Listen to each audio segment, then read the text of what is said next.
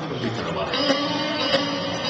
പണ്ട് നാടകവലിയുടെ തറവാടായിരുന്ന ഇവിടെ ഇന്ന് താമസിക്കുന്നത് പഴയ നാടകവലിയുടെ പിൻതലമുറക്കാരാണ്. നിമിഷ നേരം കൊണ്ട് വേഷപകർച്ചയിലൂടെ പ്രേക്ഷക ഹൃദയം കവർന്ന സീരിയൽ കഥാപാത്രങ്ങൾ. നിങ്ങൾക്കേറെ സുപരിചിതരായ സീരിയൽ കഥാപാത്രങ്ങൾ മാത്രം താമസിക്കുന്ന ഈ മാടമ്പള്ളി തറവാട്ടിലേക്ക് ഒരു കല്യാണാലോചനയുമായി എത്തുകയാണ് രണ്ടുപേർ. ഒരു സീരിയൽ മാടമ്പള്ളി തറവാട്. ഇതാണ് ഞാൻ പറഞ്ഞ മാടമ്പള്ളി തറവാട്. ഇഷ്ടമായോ? തറവാട് മൊത്തത്തിൽ കൊള്ളാം. ഇനിയിപ്പോ പെണ്ണിനെ ഇഷ്ടപ്പെട്ടില്ലെങ്കിലും കെട്ടിയാൽ നഷ്ടം ഉണ്ടാവൂല. പിന്നെ ഞാൻ ഒരിക്കൽ കൂടി പറയുകയാണ്, ഈ തറവാട്ടിൽ താമസിക്കുന്നവർ സാധാരണക്കാരല്ല, സീരിയൽ കഥാപാത്രങ്ങളാണ്. നോക്കി കണ്ടുമൊക്കെ നിന്നാൽ നിനക്ക് കൊള്ളാപ്പോ.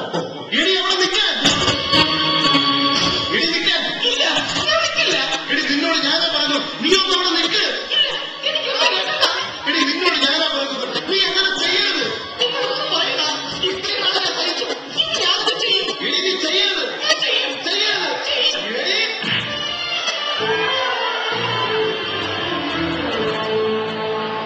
എന്തൊരു വിധിയായത്!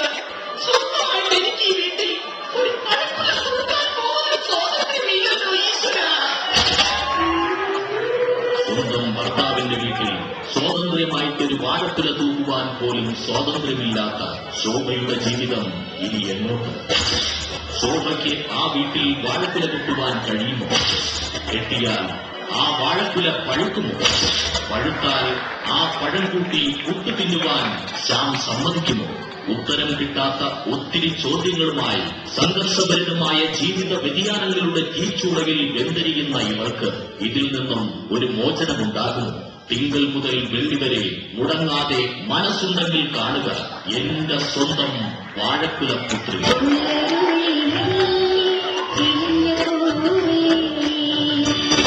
എന്റെ സ്വന്തം വാഴക്കുല പുത്രി, ഒരു KK രാജാവ് പരമ്പര. ഇതൊന്നും കണ്ട് നീ വെപ്രാളപ്പെടുന്നതാ. ഇത് ഈ തറവാട്ടിലെ പുതിയ സീരിയലിന്റെ പ്രൊമോ കാണിച്ചതാ. അടുത്ത പ്രൊമോ വരുന്നതിന് മുമ്പ് പെണ്ണിന്റെ തന്തയെ വിളിക്കാം. 500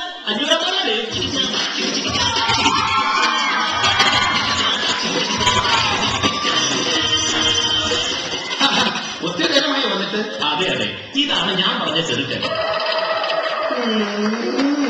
കഞ്ഞിയൊക്കെ കൂടിപ്പോയോ ഒരു സംശയം.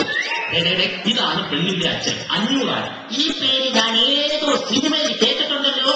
കേട്ടിട്ടുണ്ടാവും. എന്റെ ഒറിജിനൽ പേര് സുശീലൻ എന്നാണ്. പിന്നെ ഞാൻ എടുക്കുന്ന ഏത് സീരിയലും 500 എപ്പിസോഡിൽ കൂടുതൽ പോകും മിനിമം. അതുകൊണ്ട് ജീവിതത്തിലുള്ളവർ എനിക്കിട്ട പേരാണ് 500.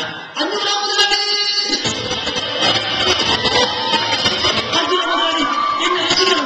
എന്നതാ കാര്യം പറയണ?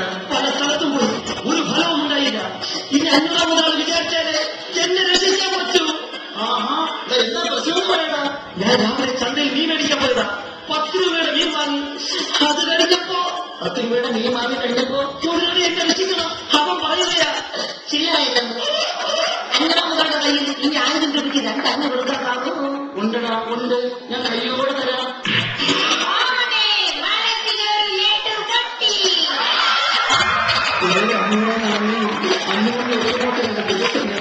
എനിക്ക് 500 പേര് വീണ് അന്ന് മുതൽ പല രീതിയിൽ എന്നെ അപമാനിക്കാൻ ഓപ്പോസിറ്റ് തറവാട്ടിലെ സിനിമാപ്പറ അച്ഛനക്കാർ പറഞ്ഞു വിടുന്ന യവന്മാര്. അല്ല, മക്കളാരെയും കണ്ടില്ല. എല്ലാരും ഇവിടെ തന്നെ ഉണ്ട്.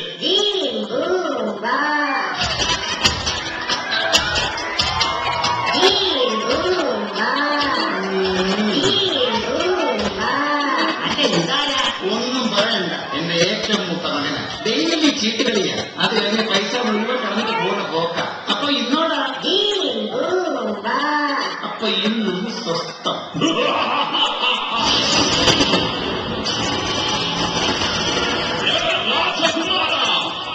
ഇന്ന് നേരത്തെ കളയും.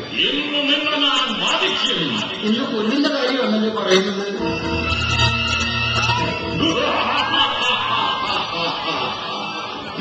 പേടിക്കണ്ട, എന്റെ സ്വന്തം അളിയനാണ്. പുരാണ സീരിയലിൽ സ്ഥിരം അസുരനായിട്ട് അഭിനയിക്കുന്ന ആളാണ്. പേര് സുര. അയ്യോ അളിയനെത്തി പേക്കാവിളിയിൽ സുനാമി എന്നപ്പോൾ ഞാൻ ഇത്രയും ഭയക്കത്തില്ല. ചോദിച്ചപ്പോഴേ നീ കൊണ്ടുവന്നു. ബാക്കി ഞാൻ വഴിയെ പറയാം കേട്ടാ. അപ്പൊ അതെ, ഇതെന്തിനാ പ്രമാണം? ഈ പൂർണ്ണ ശരീരത്തിൽ ഞാനാണ് തീറ്റ കൊടുക്കുന്നത്. ഇനിയും നീ തുടങ്ങണമെന്നില്ലേ പ്രമാണം കൊണ്ടുവരണമെന്ന് ഞാൻ പറഞ്ഞു. ഇല്ലെങ്കിലേ എന്റെ പ്രമാണം അതുതന്നെ കഴിഞ്ഞു.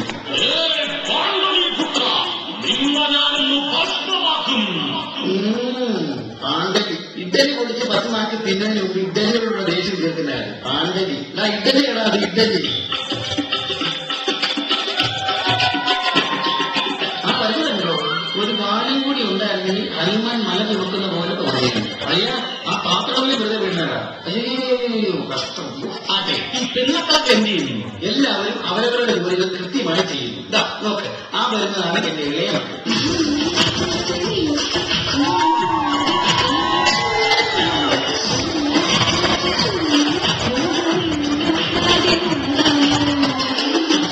എന്താ പേര്? വേഷം കണ്ട് മനസ്സിലായില്ലേ? ഇവരുടെ പേരാണ് റോസ്. റോസ് എന്നോട് എന്തിനാണ് ഇപ്പോ വരാൻ പറഞ്ഞത്? നിന്നെ പെണ്ണി കഴിഞ്ഞാൽ വന്നാടി, നിന്നെ പെണ്ണി കാണാൻ വന്നതാണ്. നോ, എനിക്കൊരു ജീവിതമുണ്ടെങ്കിൽ അത് നീരജനോടൊപ്പമായിരിക്കും. അതിനാരെങ്കിലും ഒക്കെ തടസ്സം നിന്നാൽ ഞാൻ സമ്മതിക്കില്ല. ബട്ട് വേണമെങ്കിൽ ഞാൻ നിങ്ങളെ കല്യാണം കഴിക്കാം, നിങ്ങളുടെ കുട്ടിയെയും പ്രസവിക്കാം. പക്ഷേ ബിക്കോസ് എന്നെ നിരഞ്ജനെ ചതിക്കാൻ എനിക്കാവില്ല. പ്ലീസ് എന്നെ നിർബന്ധിക്കരുത്. നിർബന്ധിച്ച ചിലപ്പോൾ ഞാൻ ചതിച്ചു പോകും. അത്രയ്ക്കിഷ്ടമാണ് എനിക്കെന്റെ നിരഞ്ജനെ. ഇതാരായി നിരഞ്ജൻ? നെണ്ണച്ചൻ ഇവിടെ പാട്ട് പഠിപ്പിച്ച് അടിയാശാസ്ത്രങ്ങളിൽ മത്സരിപ്പിച്ച് പാട്ട് മേടിച്ചു കൊടുത്തെന്നോ കാസറ്റുകളിലോ മറ്റോ പാടിച്ചെന്നോ ഒക്കെ ഇവിടെ പറയുന്നു. അങ്ങനെ ആ പാവപ്പെട്ട പയ്യന്റെ പുറകെ നടന്ന് അവനെ ഒന്നും പറയുന്നില്ല. എല്ലാവരും കേൾക്കാൻ വേണ്ടി ഞാൻ പറയുകയാ. ഈ റോസിന്റെ ഒരു മുഖം മാത്രമേ നിങ്ങൾ കണ്ടിട്ടുള്ളൂ. എന്റെ മറ്റൊരു മുഖം നിങ്ങൾ കാണാൻ പോകുന്നതേയുള്ളൂ. Just wait and see.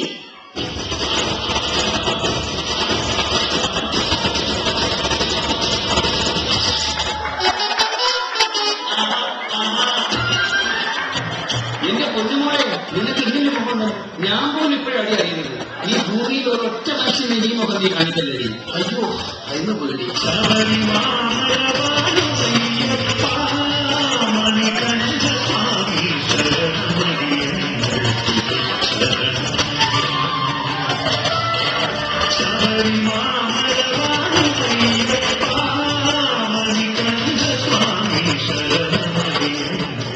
ഇത് നമ്മുടെ സ്വാമിയപ്പനല്ലേ? സ്വാമിയപ്പനല്ല, സ്വാമിയപ്പനായിട്ട് അഭിനയിക്കുന്നതിന്റെ രണ്ടാമത്തെ മകൻ ചെല്ലപ്പൻ.